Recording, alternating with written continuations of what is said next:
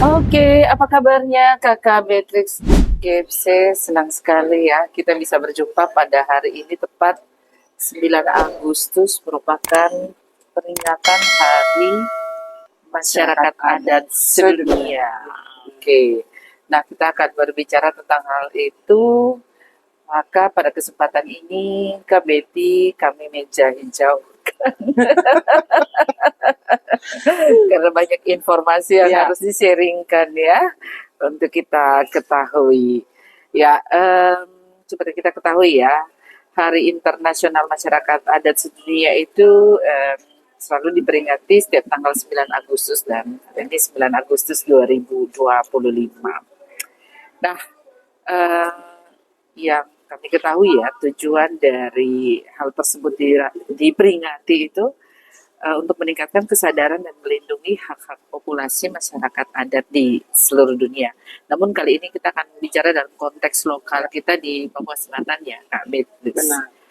Nah, bagaimana agenda ini juga bisa mengakui dan dalam upaya pencapaian apa saja yang dibuat oleh masyarakat adat untuk memperbaiki uh, kondisi uh, keberadaan dari masyarakat adat itu sendiri.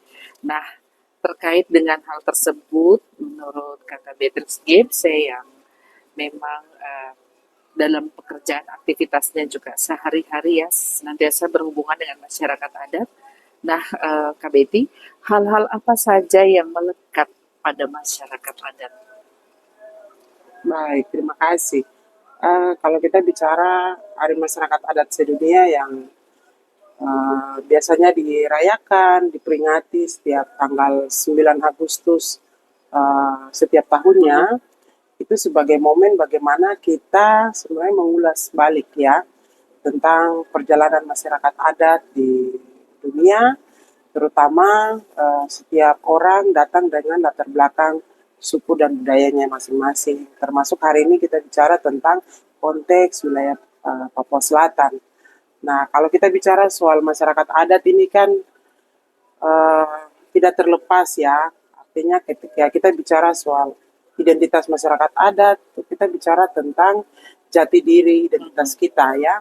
Sebagai orang Papua, itu kita bicara soal atribut ya, Iya, soal bagaimana busana, lalu seninya, iya, ya keseniannya, lalu juga soal bahasa, iya, lalu soal wilayah adatnya, iya, tanah, ya, ruang hidupnya seperti itu, lalu juga soal uh, apa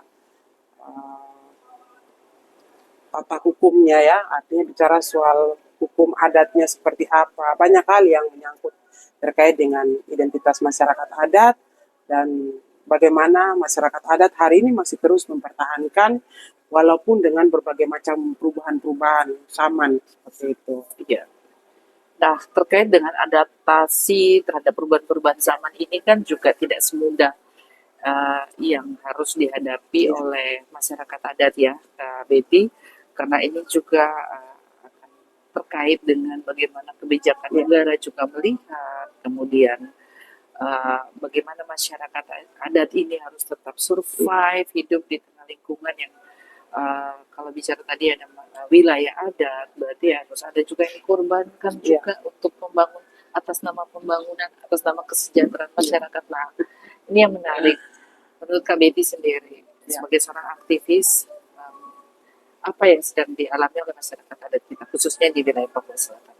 Iya, kalau kita bicara spesifik eh, khusus untuk masyarakat adat di dalamnya ini kan ada perempuan ya, gitu. Jadi tidak terlepas kalau bicara masyarakat adat berarti di dalamnya juga ada perempuan. Nah, kebetulan latar belakang saya sendiri kan terkait dengan organisasi perempuan yang memang Iya, berfokus pada isu iya, perempuan. Nah, uh, persoalan yang terjadi hari ini adalah bagaimana masyarakat adat itu berupaya untuk mempertahankan ruang hidup dan sumber-sumber penghidupan iya, seperti itu. Nah, ruang hidup ini kita bicara soal tempat cari makan ya, hutan, lalu sungai, rawa, kali, lalu juga apa kebun-kebun dan segala macam yang uh, hak wilayahnya itu sudah beralih fungsi, ya, karena kebijakan negara di mana konteks pembangunan untuk uh, salah satu contoh hutan alami harus beralih fungsi menjadi hutan industri, perkebunan sawit dan berbagai macam kebijakan pemerintah terkait pembangunan. Ya, dan itu berdampak pada pola hidup masyarakat, terutama perempuan, kehilangan sumber pangan. Paling merasakan dampaknya Sangat, ya. karena mereka yang tiap hari mengelola hasil hutan, mereka yang menjaga ruang hidup itu, seperti itu. Jadi memang peran perempuan sangat penting terhadap pengelolaan sumber daya alam.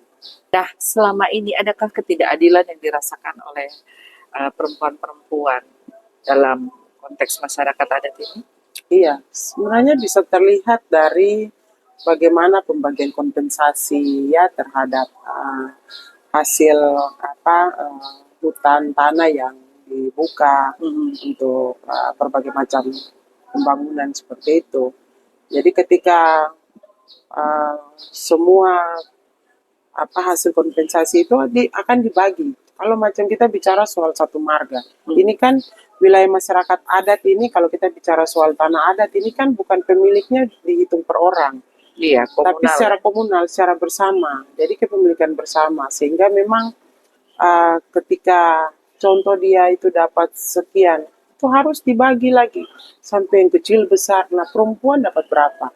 Tapi ketika perempuan mendapatkan biaya itu, dia akan berpikir tentang kebutuhan rumah tangga, bukan untuk dirinya. Yang lain boleh berpikir untuk kepentingan dirinya, tapi perempuan akan kembali berpikir beli makan minum, beli beras, beli minyak dan segala macam. Jadi bukan untuk. Nah, hal itu orang mungkin menganggap biasa, tetapi perempuan dia berpikir cukup banyak untuk kebutuhan satu keluarga. Padahal itu adalah uang yang diberikan untuk masing-masing. Iya. Oke. Nah, ini yang menarik ya, Kak Betty.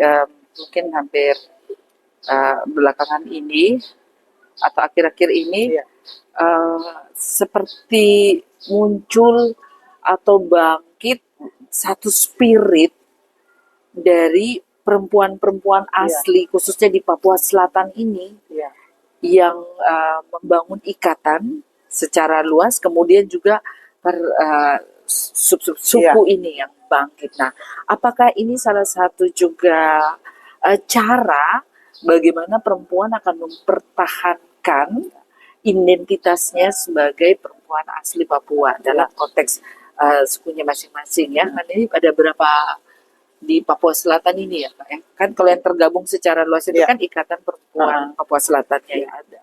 Asosiasi ya? Asosiasi Perempuan Asli Papua di bawah Selatan. Itu, di dalam itu kan juga terdiri dari ikatan-ikatan yang lain seperti itu. Nah, apakah ini juga merupakan salah satu cara untuk membangun benteng juga untuk menjaga identitas sebagai perempuan asli Papua? Sebenarnya itu juga bagian dari strategi kita sebagai perempuan Papua untuk bagaimana mempertahankan identitas masyarakat adat, perempuan adatnya. Jadi ada organisasi kultur ini memang dibangun berdasarkan basis-basis kesukuan. Ada Mati, ada Marlim sendiri, Wambon, dan hari ini kebetulan Wambon punya proses musda pertama. Ya, jadi memang dari 4 wilayah, 4 kabupaten yang ada di Provinsi Papua Selatan mulai bangkit perempuan-perempuan. Artinya bahwa perempuan adat Papua itu masih terus melekat dengan tatanan adat istiadat ya, jadi budayanya masih terus melekat. Jadi bagaimana cara untuk menghidupkan kembali supaya tidak kehilangan identitas diri sebagai perempuan asli Papua dengan latar belakang budaya yang luar biasa dan bagaimana perempuan mulai membangkitkan itu. Jadi perempuan adat Papua ini mulai bersatu, khususnya untuk Provinsi Papua Selatan ya, dengan berbagai latar belakang, dan itu kaya sekali, luar biasa. Karena kembali lagi ya, di tengah gempuran arus modernisasi, nah bisa saja nilai-nilai itu menjadi luntur kalau tidak dibangun benteng yang kokoh, artinya untuk mengantisipasi itu. Nah, Berarti ada peran-peran yang juga akan diambil untuk berkontribusi juga dalam konteks pembangunan dan juga konteks bagaimana tetap menjaga keutuhan dan masyarakat Iya. lokal. Jadi sebenarnya kan wadah ini kan dibangun juga sebagai bagian untuk memfasilitasi kita punya perempuan-perempuan Papua untuk berkembang. Artinya kita mampu bersaing dengan bagaimana ketika kita bicara martabat, tidak hanya bicara tentang martabat, tapi harkat juga kita, artinya pendidikan, kesehatan, lalu juga ekonomi sosialnya juga kita perlu untuk ada di dalam situ. Perempuan didorong untuk sekolah, supaya bagaimana bisa bersaing dengan teman-teman, saudara-saudara Nusantara yang lain. Ya, Jadi memang perempuan adat itu perlu tidak hanya pengetahuan, tetapi keterampilannya, skillnya juga perlu. Supaya ketika skillnya. bersaing itu mampu. Bahwa oh perempuan ini hebat, perempuan Papua ini luar biasa. Dengan Iya. datang dari latar belakang budayanya Iya, masing-masing. iya. Dan kegerakan-kegerakan yang terjadi selama ini Iya. itu kan juga ya mungkin salah satunya Iya. ada KKBT, ada juga kakak Veronica Iya. Kanem Kanem, yang iya. saat ini masih mengambil studi juga ya Benar. S3-nya. Ada tokoh-tokoh Iya. perempuan yang menginspirasi mungkin perempuan-perempuan muda lainnya Iya. untuk bisa juga sama seperti Kakak Dorang yang Iya. sudah muncul dan menjadi public figure Iya. ya. Nah, kalau dilihat dari munculnya tadi ya organisasi kultur yang ada, nah ini menunjukkan kan sebenarnya satu kesadaran yang luar biasa ya, Iya. seperti di mana ada saling menguatkan Saling sesama menguatkan perempuan. sama perempuan. Tapi juga ada persoalan-persoalan di mana yang dihadapi oleh perempuan adat itu untuk mungkin juga harus mendobrak hal-hal yang mungkin apa ya, kalau secara adat itu kan kita memegang patriarki ya. Iya. Nah, ada juga yang mungkin dari adat itu yang merugikan juga dari sisi perempuan seperti itu. Nah, itu bagaimana Kakak Betty dan teman-teman Iya. mengadvokasi itu untuk kita tidak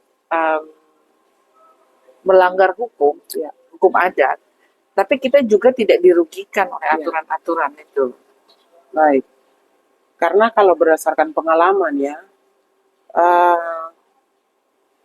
kami dari organisasi kami sendiri seperti LATER itu kan ketika melakukan dengan beberapa teman lain untuk melakukan sekolah perempuan, kita tidak hanya melibatkan perempuan, tapi kita melibatkan juga kelompok laki-laki. Contohnya dari tua-tua adat. Kita harus tahu aturan-aturan adat mana yang ada melindungi perempuan. Ketika perempuan mengalami kekerasan, kira-kira bagaimana penyelesaiannya?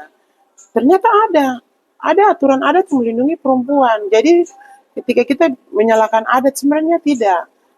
Bagaimana kita melibatkan kelompok laki-laki untuk berdiskusi. Nah, hari ini organisasi kultur ini lahir bukan sekedar hanya perempuan yang memperjuangkan itu, tapi bagaimana teman-teman ini komunikasi dengan pihak laki-laki. Ya, jadi kira-kira cari tentang aturan-aturannya seperti apa. Jadi ketika organisasi kultur ini berdiri dari masing-masing suku, ini ada laki-laki yang dilibatkan berdiskusi supaya kira-kira arahnya bagaimana. Jadi perempuan tidak jalan sendiri. Karena apa? Kita menghindari konflik-konflik yang lain. Gitu. Jadi kita tetap mengikuti aturan-aturan yang ada dengan berkomunikasi dengan para tua-tua seperti itu. Jadi baik organisasi kultur maupun kami dari NGO ini juga selalu ketika mau berdiskusi dengan kelompok perempuan, hal yang pertama kita lakukan adalah melibatkan kelompok laki-laki. Jadi perspektif gendernya di situ, tidak bias gender ya, jadi tidak hanya pincang sebelah seperti itu. Jadi hal-hal itu yang dilakukan. Jadi contoh belajar dari Ikatan Maliniwa. Nah, bagaimana ketua hari ini duduk menjabat sebagai ketua Maliniwa karena berdiskusi dengan tua-tua, dengar informasi dari suku ini, sub-suku ya. Oh ternyata sejarahnya tentang ini. Jadi kita jalan berdasarkan dengan aturan-aturan adat yang sudah diberikan oleh kelompok laki-laki. Jadi ketika organisasi kultur perempuan berdiri, semua terlibat di dalamnya, ada sosok suami-suami juga yang Iya, mendukung. sangat itu pasti, itu Kalau sangat tidak nanti dong benar. marah. Iya, karena Ya, sebagai bentuk ini bukan kita bicara soal garis apa patrilineal atau karena memang kita bicara soal garis keturunan laki-laki atau bicara soal patriarki, tapi sebagai bagian dari penghormatan. Karena ketika kita bicara perempuan pasti juga ada kita punya pasangan, ada kita punya anak, ada kita punya keluarga yang dimana juga ada laki-laki. Sebagai bentuk menghargai, perempuan tidak bisa berdiri sendiri. Ada pihak-pihak lain, terutama adalah laki-laki. Bicara konteks masyarakat adat, ada perempuan, ada laki-laki. Begitu iya, baik anak, baik bapak mama, dan segala iya. macam. Oke. Nah, Kak Betty ya tidak dipungkiri bahwa eh, di Merauke dengan mungkin masuknya program-program kebijakan dari pemerintah pusat yang dalam tanda petik bahwa ini bersinggungan dengan keberadaan dari masyarakat adat terkait hak ulayat. Nah, kadang perempuan juga ini yang vokal berteriak. Nah, menurut Kak Betty, eh, motivasi apa yang perempuan begitu vokal, begitu gigih juga mempertahankan untuk bersuara, bahkan di pentas nasional pun seringkali perempuanlah yang berdiri menghadapi konflik tersebut. Iya, sebenarnya kenapa perempuan harus terlibat dalam menyuarakan hak-hak atas ruang hidup ya, terutama tanah dan lain sebagainya. Karena memang bagian dari uh, identitas mereka. Tapi juga bagaimana mereka terus menyuarakan itu karena berpikir untuk masa depan generasi. Ini mereka, anak-anak mereka, anak cucu mereka akan hidup di tanah yang mana, begitu. Iya, Karena berpikir untuk jangka panjang. Ketika hutan dibuka dan lain sebagainya untuk kepentingan pembangunan, perempuan akan berpikir hari ini kami punya anak ini akan hidup untuk waktu yang akan cukup iya, lama, tapi akan hidup di tanah yang mana iya, dan bagaimana mereka bisa hidup ketika hutan dan lain sebagainya itu hilang. Karena perempuan ini pilar keluarga.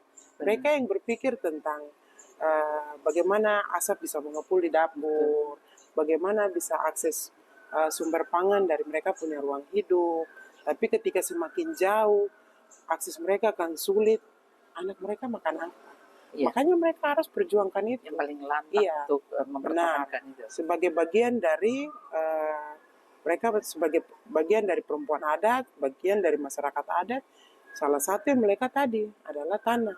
Dan mereka memang harus memperjuangkan itu. Berpikir untuk masa yang akan datang. Karena perempuan ini berpikir lebih jauh, lebih panjang. Iya, Terutama untuk menyelamatkan generasi. iya, iya. Itu. Oke.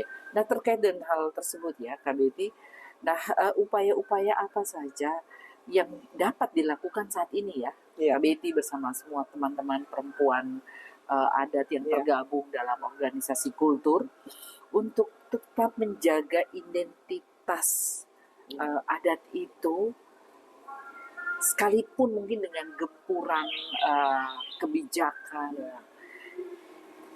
eh, sekalipun ini ada arus pembangunan yang begitu gencar sekali. Nah, di satu sisi ini harus terus terjaga. Iya. Nah, kalau saya secara pribadi berpikir memang perlu banyak upaya yang dilakukan, terutama bagaimana membangun sinergitas di antara kita sendiri. Karena kalau kita bicara, satu suku bicara mempertahankan, tapi yang lain tidak, percuma seperti itu. Karena hari ini apalagi Provinsi Papua Selatan ya, sudah jadi banyak sekali hal-hal yang baru dan itu banyak yang belum siap. Tapi tingkat partisipasi hari ini itu juga memang semakin meningkat ya, terutama kalau kita bicara perempuan adat dalam berbagai macam kegiatan. Itu sebenarnya salah satu bentuk untuk bagaimana pengetahuan perempuan itu semakin meningkat kapasitas mereka. Jadi kalau hanya soal partisipasi meningkat tanpa adanya pengetahuan dan keterampilan, kita tidak akan bisa. Iya. Tapi kalau cuma hadir-hadir saja, datang duduk diam, dengar lalu pulang, Tidak akan berdampak tidak apa. akan berkembang, tidak akan mampu untuk mempengaruhi Iya. sesama perempuan atau sesama masyarakat adat yang lain Iya. untuk bagaimana melihat soal situasi hari ini. Ini persaingan Iya. begitu. Atau juga kritis terhadap kebijakan-kebijakan Benar. yang memiliki potensi bisa-bisa satu persatu identitas ini Iya. memang. Jadi banyak diskusi yang perlu dilakukan di masing-masing suku supaya melihat apa yang terjadi untuk Iya. kita punya suku soal identitas tadi begitu, dan apa yang perlu dilakukan itu sebenarnya kembali lagi pada teman-teman, saudara-saudara, dan perlu berjejaring, Iya. saling komunikasi Iya. dengan bangun kekuatan itu. Berjejaring penting dan saling menyelamatkan untuk Iya. semua suku yang Membangun ruang-ruang diskusi iya, cerdas ruang ya. diskusi cerdas, terutama karena kita fokus pada perempuan, perempuan perlu cerdas, Iya. gitu. Bukan sekedar pintar ya, gitu. Iya, iya, dan harus smart, Iya, juga harus didukung oleh life skill juga yang benar. memadai sehingga bisa Iya. survive. Ada pesan apa yang mau disampaikan untuk punya masyarakat, terutama juga untuk perempuan-perempuan adat yang hebat luar biasa, sehingga di peringatan Hari Masyarakat Adat Sedunia ini ada poin yang bisa membuat kita menjadi lebih semangat lagi menjaga identitas tersebut. Iya. Sebenarnya mengutip dari berbagai macam kalimat teman-teman bahwa ketika kita kehilangan tanah, kehilangan bahasa, identitas diri, apakah kita masih disebut sebagai masyarakat adat? Nah, itu kembali refleksi dan renungkan kita, Wah. renungan bersama seperti itu. Luar biasa ya. Oke, terima kasih ya Iya. Kakak Betty. Oke, siap. Kita akan Sama-sama. jumpa kembali di ruang-ruang diskusi yang lebih menarik bersama perempuan adat lainnya. Oke, terima kasih. Sukses buat semua.